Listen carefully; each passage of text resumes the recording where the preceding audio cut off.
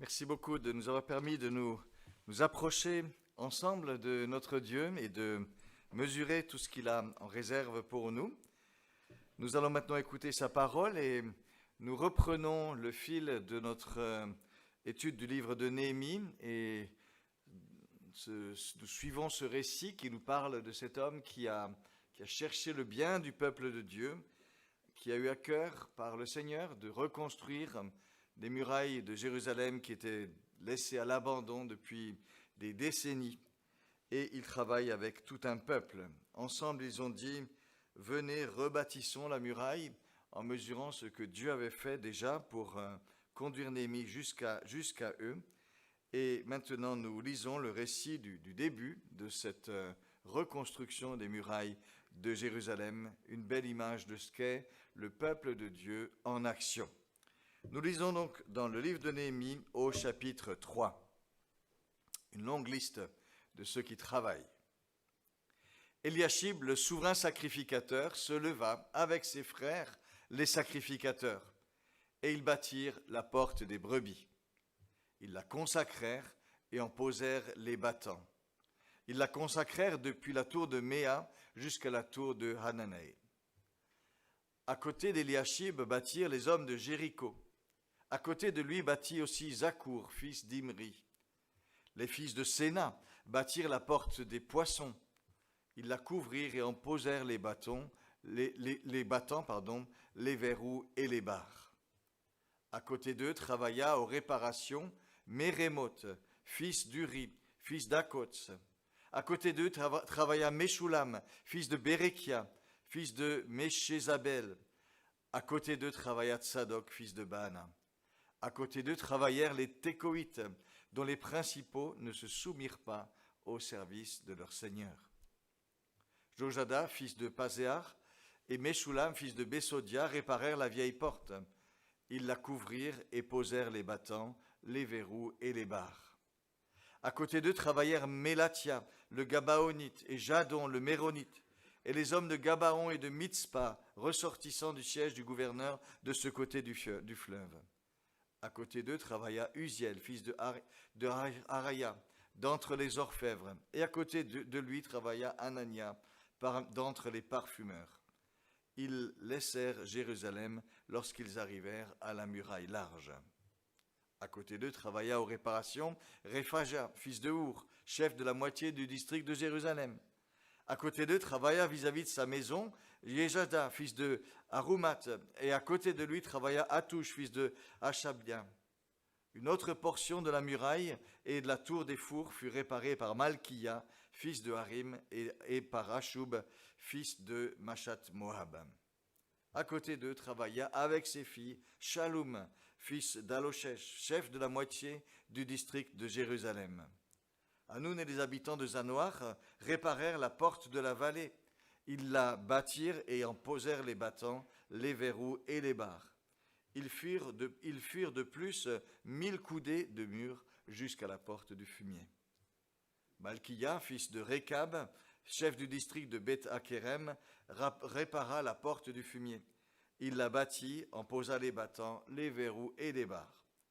Shaloum, fils de Kol-Hosé, chef du district de Mitzpah, répara la porte de la source. Il la bâtit, la couvrit, en posa les battants, les verrous et les barres. Il fit de plus le mur de l'étang de Siloué près du jardin du roi, jusqu'au degré qui descendent de la cité de David. Après lui, Néhémie, fils d'Abzouk, chef de la moitié du district de Ben-Tsour, travailla aux réparations jusque vis-à-vis des sépulcres de David, jusqu'à l'étang qui avait été construit jusqu'à la maison des héros. Après lui travaillèrent les Lévites, Réhoum, fils de Bani, et à côté de lui travailla pour son district Hashabia, chef de la moitié du district de Keïla. Après lui travaillèrent leurs frères Bavaï, fils de Yenadad, chef de la moitié du district de Keïla, et à côté de lui Ézer, fils de Joseph, chef de Mitzpah, répara une autre portion de la muraille vis-à-vis de la montée de l'arsenal à l'angle.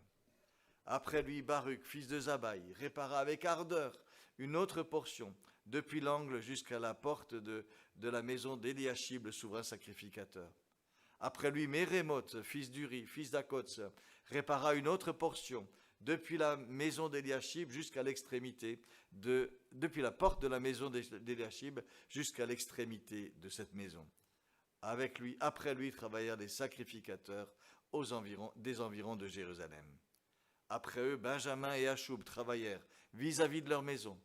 Après eux, Azaria, fils de Maaséja, fils d'Anania, travailla à côté de sa maison.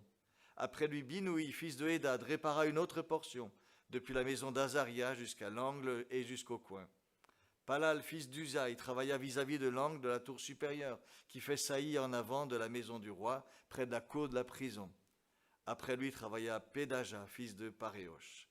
Les Nétiniens, demeurant sur la colline, travaillèrent jusque vis-à-vis de la porte des eaux, à l'orient et de la tour en saillie.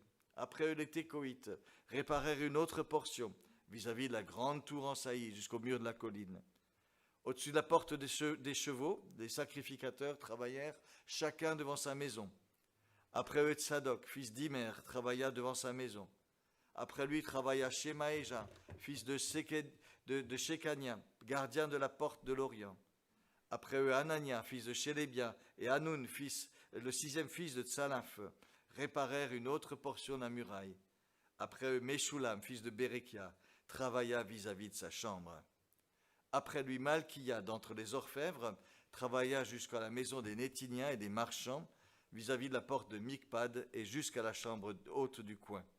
Les orfèvres et les marchands travaillèrent dans la chambre haute du coin et la porte des brebis. Voilà ce long récit, bien sportif à lire, mais bien significatif dans ce qu'il représente, dans ce qu'il nous décrit du peuple de Dieu en action. Comment venir à bout d'un projet important qui pourrait être écrasant?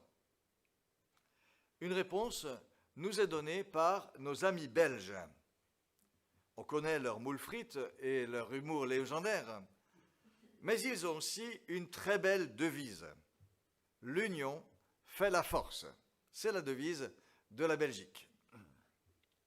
Ce qu'on ne peut pas faire seul est décuplé dès que l'on s'unit.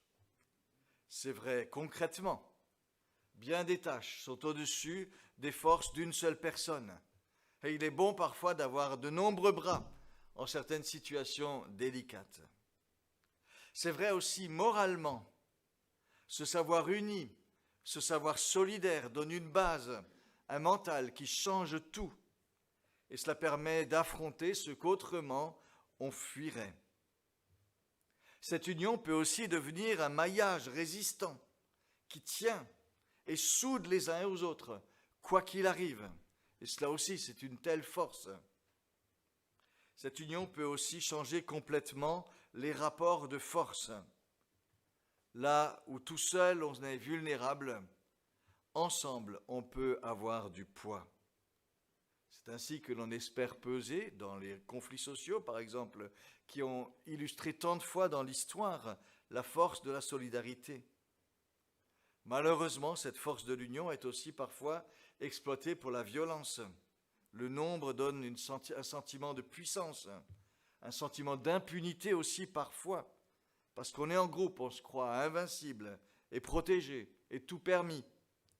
Heureusement que des voix courageuses savent aussi s'unir contre ces violences, telles les maires de certains quartiers difficiles. Il y a donc une vraie force dans l'union, pour le meilleur et pour le pire, il faut le dire. Mais que c'est beau quand cette force est constructive. Et c'est ce que nous découvrons dans notre texte. Nous avons suivi jusqu'ici Néhémie dans son cheminement, un homme qui a pris à cœur la situation de Jérusalem au comble du malheur et du déshonneur, 80 ans après le retour de l'exil. Nous l'avons suivi dans sa prière, dans sa disponibilité à Dieu, dans son attente, dans sa démarche auprès de l'empereur perse. Et nous avons vu comment Dieu l'a accompagné, a accompagné tout cela de son action, de son soutien. Nous avons vu les moyens dont Néhémie a été pourvu, la protection qu'il a reçue et tout ce qui lui a été donné pour la reconstruction de Jérusalem. Tout cela a pu se réaliser grâce à l'engagement d'un homme, l'engagement de Néhémie. Mais maintenant, il faut agir. Et maintenant, il faut reconstruire. Le chantier est immense. Plusieurs kilomètres de murailles à redresser. Certains d'entre vous, peut-être, vous avez clôturé votre maison, fait un petit mur d'enceinte. Et on sait ce que représente comme travail le fait de faire un mur en pierre ou en parpaing. Mais là, il ne s'agit pas d'un petit muret. Il ne s'agit pas là de juste quelques mètres à faire. Il s'agit de solides murailles. Et on ne calcule pas en dizaines de mètres à consolider ou à bâtir, mais en centaines. Grosso modo, si on regarde le plan ici avec l'échelle, il y avait 7,5 km de murailles à reconstruire. 7,5 km. Je ne sais pas d'ici jusqu'à où, jusqu'à Préville, oui, jusqu'à Saint-Gilles au moins. Voilà, 7,5 km. Il fallait non seulement reconstruire la muraille, il fallait aussi faire des portes de la ville, comme celles qu'on voit dans nos villages anciens. Et tout cela à partir de ruines. C'est-à-dire que, avant de bâtir, c'était la grande joie de déblayer, de trier les gravats, de détruire ce qui était branlant, et de voir ce qui tenait à peu près. Un chantier immense. Un homme n'y suffit pas. Il faut un peuple. Et c'est ce que nous voyons ici, le peuple de Dieu en action. Et l'image vraiment de cette page d'histoire est vraiment celle d'un défi relevé. Ces hommes, ces femmes sont là face à ce travail immense, tellement immense que pendant des dizaines d'années, on n'a pas osé s'y attaquer, mais maintenant, ils se lancent. Néhémie leur a communiqué une vision, leur a donné aussi la certitude, d'après ce qu'il avait vécu, que Dieu était là, et les voilà qui avancent.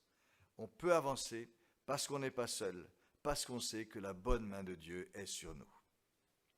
Alors nous lisons ce texte aujourd'hui, en 2020.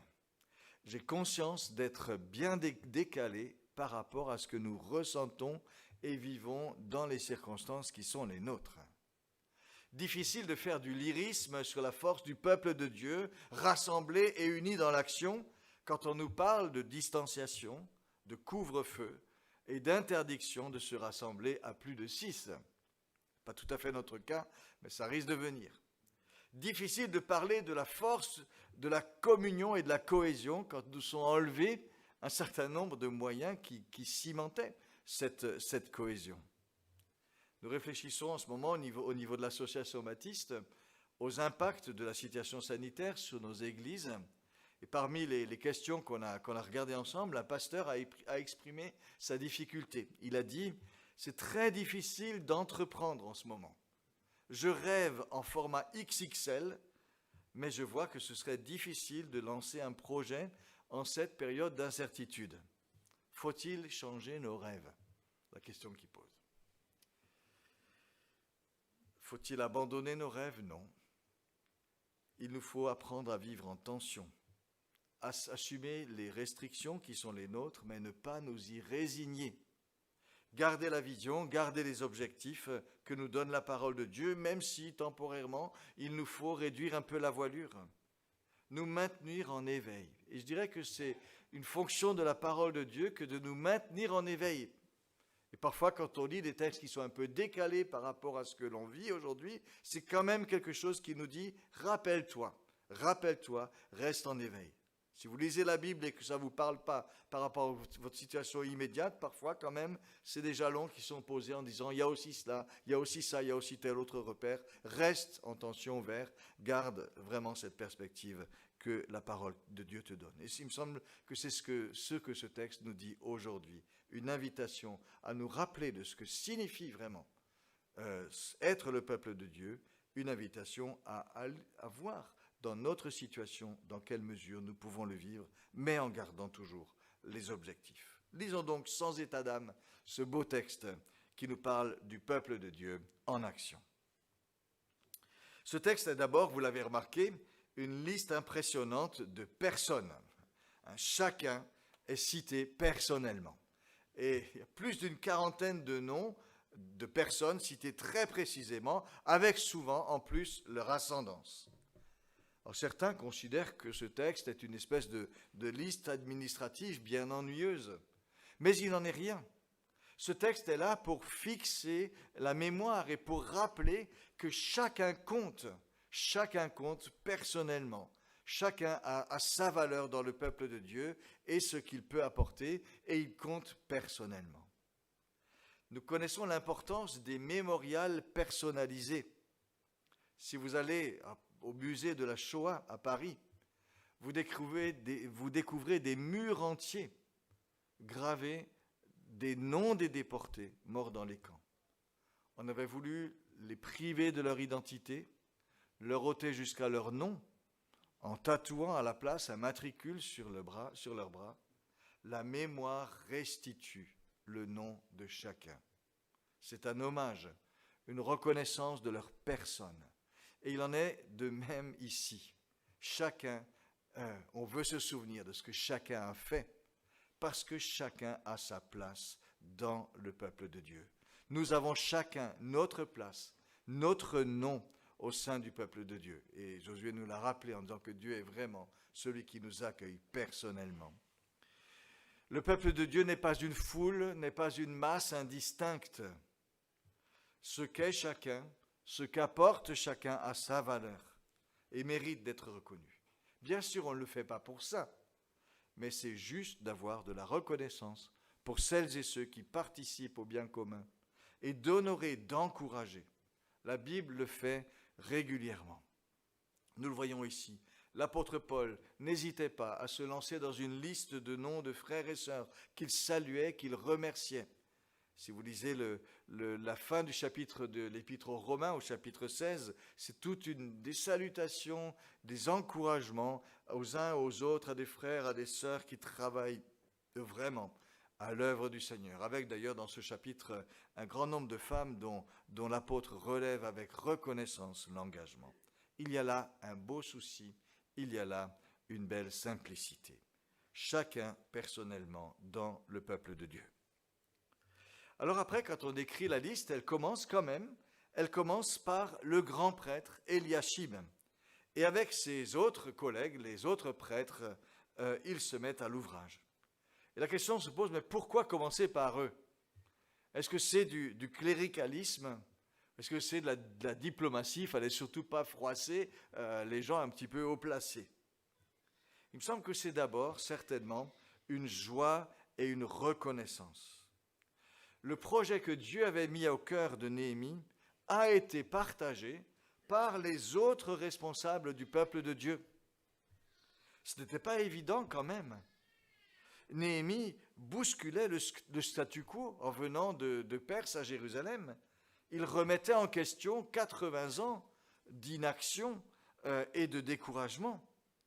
Et ce n'est pas évident quand même, quand quelqu'un arrive de l'extérieur, plein d'idées neuves, d'accepter que comme ça on arrive et qu'on fasse bouger les choses. Ça aurait été facile de développer un esprit de rivalité, de prendre au bras, mais qui c'est ce gars-là, il vient nous donner des leçons, c'est quoi ce truc-là? Mais Eliashib et les prêtres ont accepté le projet et se sont mis eux-mêmes au travail. Et on a eu ainsi une double exemplarité.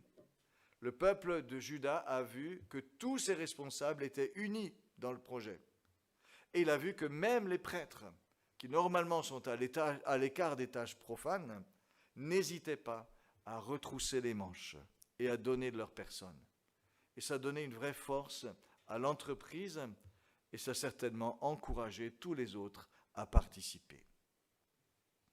Et ça nous rappelle que le peuple de Dieu, que l'Église, a besoin de responsables unis entre eux, qui partagent une vision commune de l'œuvre de Dieu.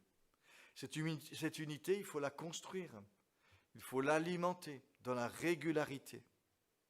J'ai travaillé en équipe pastorale pendant tout mon ministère. Je suis très reconnaissant pour cela. Je l'ai fait vraiment avec beaucoup de bonheur. Mais la condition, c'est que on prenne du temps ensemble. Qu'on prenne vraiment beaucoup de temps pendant toutes ces années pour se retrouver, partager, réfléchir, prier ensemble. Et il a fallu ça vraiment pour conduire l'Église dans l'unité et dans la paix. Ça demande parfois de surmonter des différences de vue, d'avoir des discussions serrées, d'accepter d'autres idées, d'autres manières de faire. Mais quel bienfait pour une équipe qui travaille ensemble et pour tous ceux qui bénéficient de ce travail commun. Et quel dégât là où l'unité fait défaut, là où cette unité fait défaut. Des responsables unis, c'est important. Et puis l'Église a besoin aussi de responsables qui savent donner de leur personne, prendre part vraiment au travail. Des prêtres qui prennent la truelle, c'est pas commun, mais c'est parlant quand même, Jésus a fait de même. Il a manifesté le même état d'esprit. Il marchait avec ses disciples, et parfois même devant eux, nous dit l'Évangile. Il leur a lavé les pieds. Il n'a pas été le grand manager qui pilote tout de haut. Il était impliqué dans l'action, sur le terrain. Pour faire corps, il faut être impliqué ensemble. Et c'est ce que disent ici Eliashib et les autres prêtres. Ils ont voulu prendre part à l'œuvre commune. C'est ainsi qu'ils ont encouragé les autres à prendre part, leur part aussi. Et Néhémie, reconnaissant, leur relève. On notera aussi qu'ils travaillent non pas devant leur maison, mais à la porte des brebis. La porte des brebis était celle qui donnait accès au temple. Et ça montre leur priorité, chercher d'abord le royaume de Dieu. Ils consacrent aussi la portion de muraille qu'ils ont reconstruite. Ils disent qu'il y a là plus que la simple reconstruction d'un mur. C'est pour Dieu, pour sa gloire, qu'ils ont fait cela. Et ils sont là aussi dans leur rôle, en rappelant que tout ce que nous faisons, nous sommes appelés à le faire pour la gloire de Dieu. C'est aussi là ce qu'ils apportent.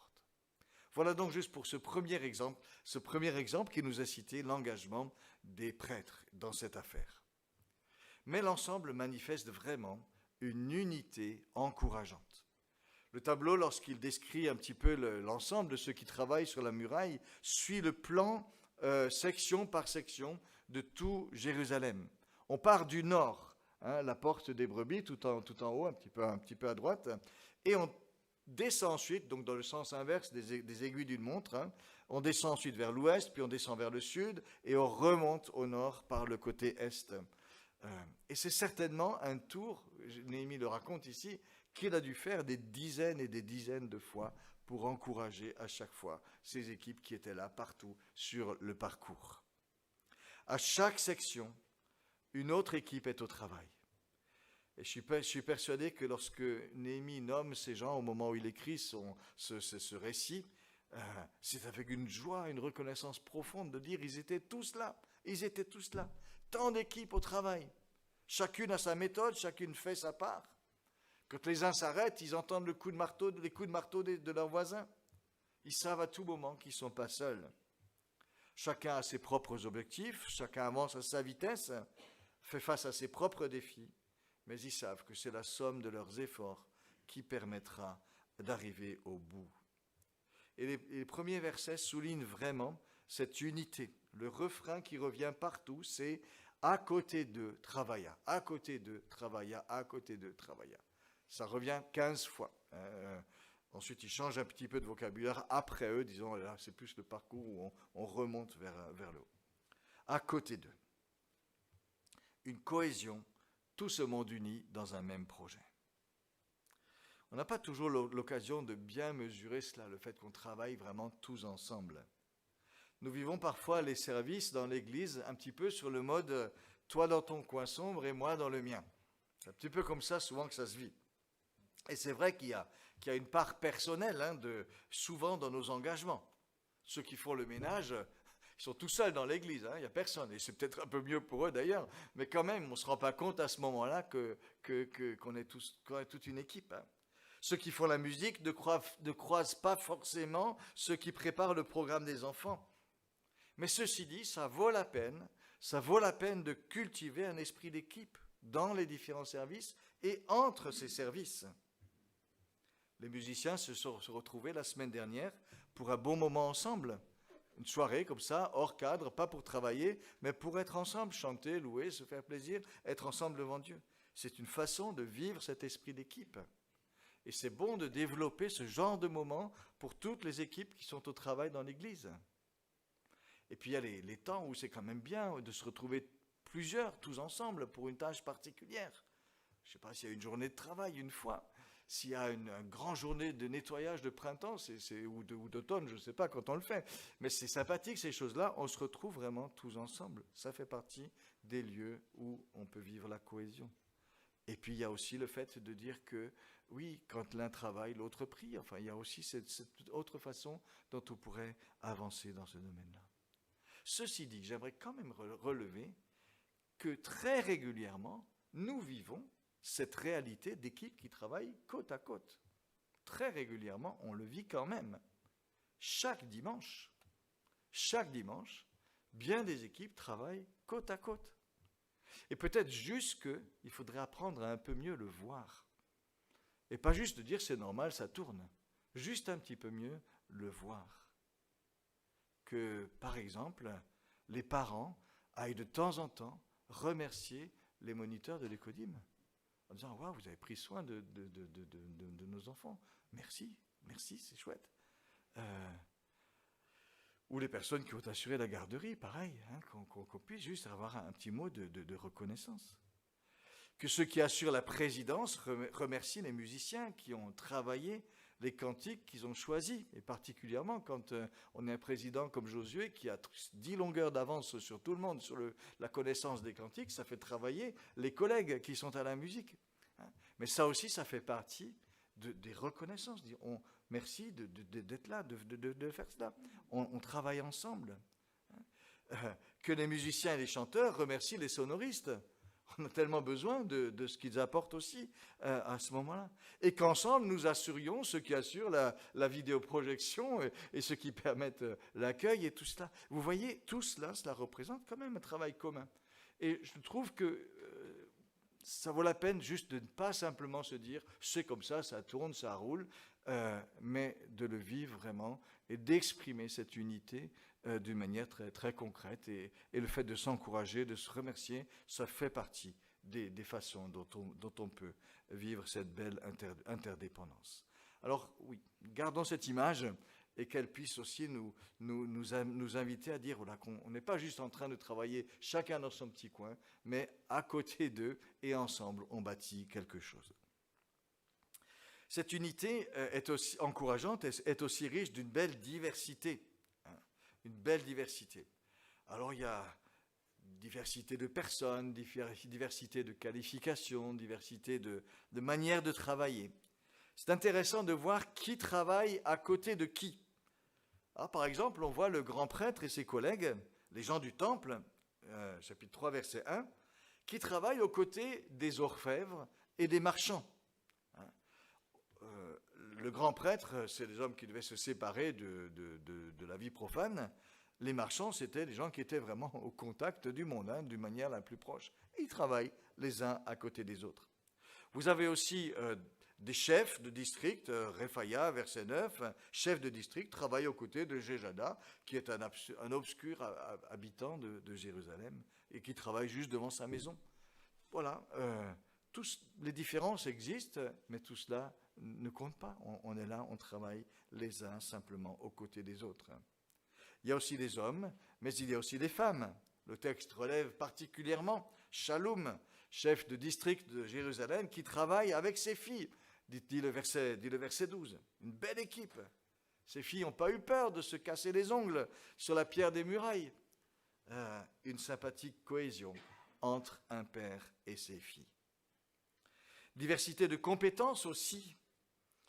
Il n'est pas tout à fait certain que la réparation des murs ait fait partie de la formation théologique et pratique des prêtres. Mais ils sont là. On peut s'interroger aussi sur les capacités de construction des orfèvres et des parfumeurs dont il est question au verset 8. Faire du parfum et faire du parpaing, ce n'est pas tout à fait la même chose. Mais ils sont là, ensemble, avec les compétences diverses. Diversité aussi dans les manières de travailler. Vous avez les champions, toutes catégories. Hanoun et les habitants de Zanoa font plus de 1000 coudées, c'est-à-dire 500 mètres de mur. Pas mal, il faut le faire quand même. en plus d'une porte, la porte de la vallée, nous dit le verset 13. Et puis il y en a d'autres qui travaillent juste devant leur maison. Juste devant la maison, mais ils prennent leur part. On retrouve certains dans plusieurs secteurs. Les habitants de Tekoa, par exemple, ils sont dans plusieurs secteurs. Et puis il y en a d'autres qui quittent rapidement la ville une fois qu'ils ont fini leur petite portion qui leur était allouée. Voilà. Il y a ceux que l'on reconnaît tout particulièrement à leur zèle. Baruch travaille avec ardeur, nous dit le verset 20. Les autres travaillent normalement. Mais ces différences ne choquent pas. On est tous attelés à la même tâche. Et on n'est pas en train de faire des compétitions entre les uns et les autres. Et je trouve que c'est bienfaisant de voir aussi cet état d'esprit qui se manifeste ici dans cette diversité de personnes, de manières d'être, de travailler et même de tâches réalisées. Autre point, une coordination responsabilisante. Néhémie, dans cette opération, n'est pas l'homme à tout faire. Celui qui fait le transport du bois, la fabrication du ciment, en passant par la taille de pierre, le dressage des murs et la distribution des boissons fraîches. Néhémie n'est pas dans ce rôle. Dans tout le chapitre, il n'est pas nommé une seule fois. Pas nommé une seule fois. Ça ne signifie pas qu'il n'ait pas travaillé, qu'il ne se soit pas sali les mains, mais son rôle a été certainement de tout coordonner, tout en étant présent, parce qu'au chapitre suivant, il dit « nous » quand il parle de ceux qui ont travaillé à la muraille. Donc il était bien présent, mais certainement plus dans ce rôle de coordinateur. Et dans cet ensemble, vraiment, les rôles sont bien distribués. Les responsabilités sont partagées. On est quand même assez admiratif quand on voit le nombre de responsables par secteur. Ils étaient nombreux à prendre vraiment une responsabilité, une bonne quarantaine de personnes qui prennent là chacun sa part. Une large répartition du travail, mais aussi des personnes prêtes à prendre des responsabilités, à les assumer. Ça fait un peu rêver, se dire voilà, tous côte à côte, dans cette diversité, dans une unité bien structurée. Oui, ça fait un peu rêver. Mais c'est cela aussi le peuple de Dieu. C'est ça le peuple de Dieu en action, au meilleur de lui-même. Demandons à Dieu qu'il nous aide à progresser vers ces belles réalisations dans différents domaines. Alors vous allez dire que je suis en train de faire un peu de lyrisme là-dessus, et c'est vrai. Je me suis demandé en préparant la prédication si finalement ça c'était pas un texte qui enthousiasmait beaucoup plus les pasteurs que l'ensemble des fidèles. J'espère que ça vous donne envie aussi. Mais moi je trouve que c'est une belle image quand même qu'on a. Ceci dit, tout n'est pas rose. Tout n'est pas rose dans cette affaire. Il y a quand même des gens qui ont été un petit peu en décalage. Et le texte nous parle des habitants de Tekoa. Alors Tekoa, c'était une ville à une vingtaine de kilomètres au sud de Jérusalem. Et, nous dit Néhémie, les notables de cette ville de Tekoa ont refusé de se mettre au service de leur Seigneur. Alors le mot Seigneur ici, il faut certainement l'écrire avec une minuscule. Peut-être est-ce une façon dont Néhémie se désigne lui-même en tant que coordinateur des travaux.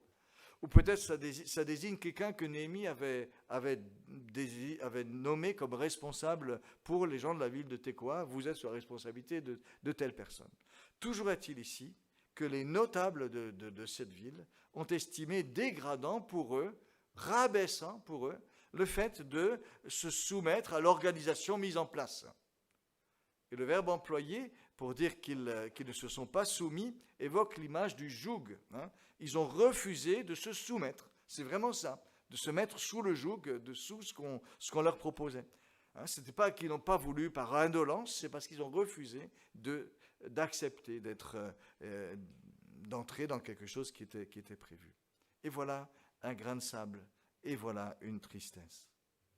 Mais je note que cela n'empêche pas de voir tous ceux qui s'engagent. Ça n'a pas empêché de voir tous les autres qui se sont engagés. Ça n'a pas empêché non plus de voir et d'apprécier le fait que bien des habitants de Tekoa, de cette ville dont les notables ont refusé d'agir, se sont investis eux-mêmes. Et je trouve que c'est intéressant quand même de nous rappeler aussi de cela. Parfois, quand on fait des moments de travail ensemble, quelques personnes se retrouvent, et de quoi on parle ? Tiens, un tel n'est pas là. Tiens, un tel n'est pas là, un autre n'est pas là. et on voit ceux qui ne sont pas là. Et peut-être on se désole de ceux qui ne sont pas là. Et on oublie de se réjouir de ceux qui sont présents. Et de se dire, c'est chouette d'être tous ensemble. Vous voyez, il y a quand même un équilibre ici à garder. Et notre texte, tout en soulignant la réalité de ce manque, de ce grain de sable dans les rouages, ne cache pas tout ce qui se construit positivement. Et il faut garder aussi cette manière de voir. Dernier point que je voudrais souligner, c'est qu'il y a eu vraiment des générosités autour de cette construction de Jérusalem. En fait, ce qu'il faut noter, c'est que plusieurs ont quitté leur ville ou leur village, là où ils habitaient, pour venir participer à la reconstruction de la muraille de Jérusalem.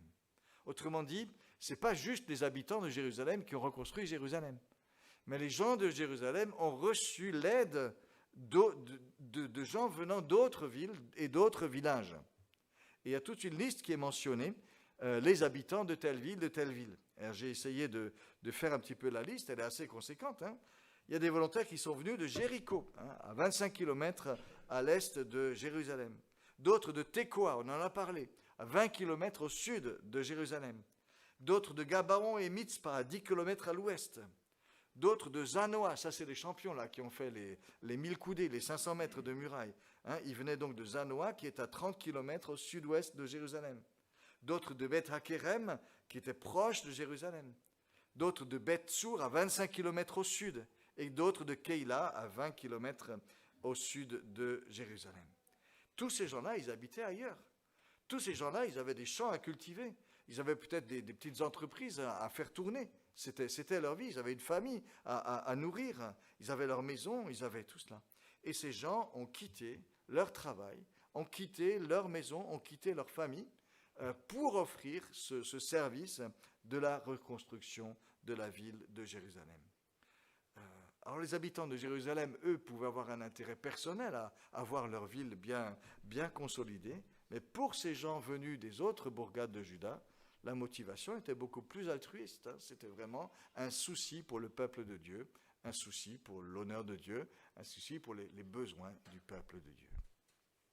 Et je trouve que c'est intéressant de nous rappeler que ce genre de partenariat, où l'on vient en aide où l'on travaille pour plus loin que soi, ce genre de partenariat fait partie aussi de la vie du peuple de Dieu partout et toujours. Chaque semaine dans le monde, des millions de chrétiens sur la terre donnent de l'argent pour des projets qui dépassent totalement la sphère de leur environnement propre. Ils aident pour toutes sortes d'œuvres qui se passent ailleurs. Et parfois, on aide des œuvres dont on ne voit absolument rien, mais parce qu'on sait que c'est l'œuvre de Dieu.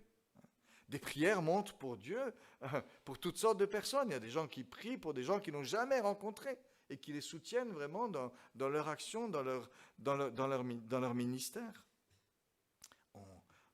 Voilà. Une église aussi, ici ou là, vient au secours d'une autre en des temps délicats pour elle, par des aides en prédication ou autre. Ça fait partie aussi de la réalité du peuple de Dieu. Des prédicateurs, des ministères se rendent disponibles au-delà de leur cercle immédiat. Au niveau social aussi, des enfants sont parrainés, parfois pendant des années, par des parents, par des chrétiens qui ne rencontreront jamais ces enfants parrainés. Vous voyez, là, il y a cette notion de la générosité au cœur de la vie du peuple de Dieu qui s'exprime par ces solidarités où on voit plus large que simplement notre petit cercle d'intérêt. Et je dirais que oui, c'est une belle image, c'est une très belle réalité que cette générosité du peuple de Dieu sous ces formes-là.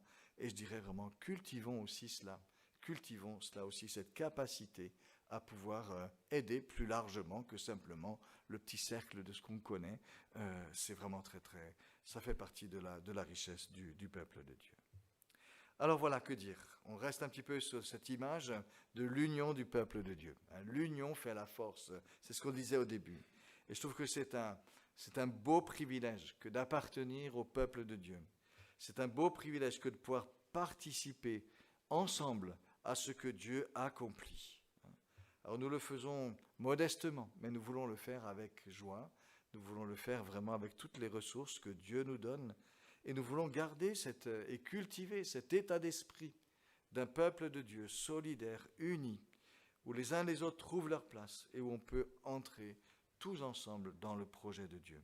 Faisons-le avec joie, avec persévérance, dans l'unité, avec amour aussi vraiment, et que ce soit vraiment le visage de notre Église et le visage de nos engagements au sein du peuple de Dieu de manière large. Les pierres de la muraille de Jérusalem sont restées comme un témoignage durable de ce que peut réaliser l'unité du peuple de Dieu dans sa diversité. Et sa promesse nous est laissée à nous aussi. Soyez fermes, nous dit l'apôtre Paul, soyez inébranlables, travaillant de mieux en mieux à l'œuvre du Seigneur, sachant que votre travail n'est pas vain dans le Seigneur. Que Dieu nous bénisse tous ensemble. Amen.